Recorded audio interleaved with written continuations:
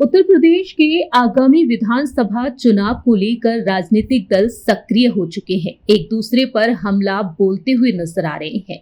इसी कड़ी में आजाद समाज पार्टी कांसीराम की तरफ से सत्ता परिवर्तन यात्रा का आयोजन किया गया।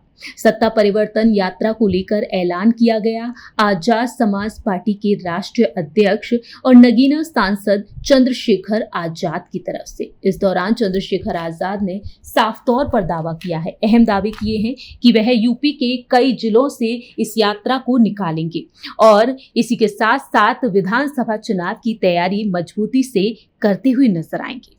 वहीं सत्ता परिवर्तन यात्रा को लेकर उन्होंने ये भी कहा कि नगीना लोकसभा चुनाव के बाद प्रदेश की राजनीति में बदलाव का संदेश गया है। दावा किया कि जिस प्रकार कभी गुजरात मॉडल की चर्चा हुआ करती थी, उसी तरह अब नगीना मॉडल की चर्चा होगी। आने वाले समय में नगीना मॉडल पूरे देश में आदर्श बनेगा। नगीना मॉडल सामाजिक न्याय, अधिकारों की लड़ाई और कमजोर वर्गों को सम्मान दिलाने का मॉडल है।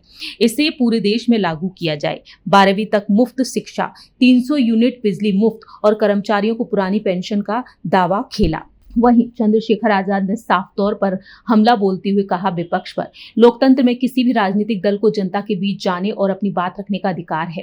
और साथ ही साथ आरोप लगाया कि सत्ता परिवर्तन यात्रा को विफल करने की कोशिश की गई, लेकिन जनता के समर्थन ने साबित कर दिया कि लोग बदलाव चाहते हैं। साथ ही साथ उन्होंने इलेक्शन को लेकर कहा कि नगीना मॉडल उन लोगों का प्रतिनिधित्व करता है जो अन्याय और उत्पीड़न के खिलाफ संघर्ष करना चाहते हैं। अपनी जनसभा के दौरान उन्होंने कहा कि उनकी पार्टी को सत्ता में आने का अवसर मिलता है तो क्लास 1 से लेकर इंटर तक की शिक्षा निःशुल्क की जाएगी। प्रत्येक परिवार को 300 यूनिट तक मुफ्त बिजली देने और सरकारी कर्मचारियों की पुरानी पेंशन योजना बहाल करने की कोशिश की जाएगी। युवाओं, किसानों और मजदूरों, कर्मचारियों को कई योजनाओं का लाभ दिया जाएगा।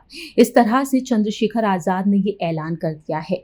आपको जानकारी दे दें कि चंद्रशेखर आजाद की जो यात्रा, सत्ता परिवर्तन यात्रा, इंदिरा बाल भवन से शुरू हुई और यह यात्रा नुमाइश चौक, जजी चौक से होती हुई कई कॉलेज के रास्ते से गुजरती हुई प्रमुख मार्गों से गुजरी।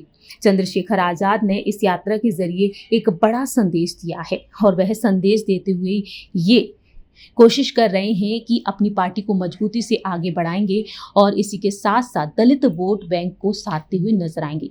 आने वाले समय में ये देखना होगा कि बहुजन समाज पार्टी क्या करती है, समाजवादी पार्टी क्या करती है दलित वोट बैंक को साधने के लिए, क्योंकि कांग्रेस की तरफ से पूरी कोशिशें हैं कि कैसे भी करके दलित वोट बैंक को अपनी तरफ भी लाना है, जिसकी वजह से प्रयास ये किए जा रहे हैं कि कहीं ना कहीं बसपा का गठबंधन होना बेहद जरूरी है इंडिया अलायंस के साथ।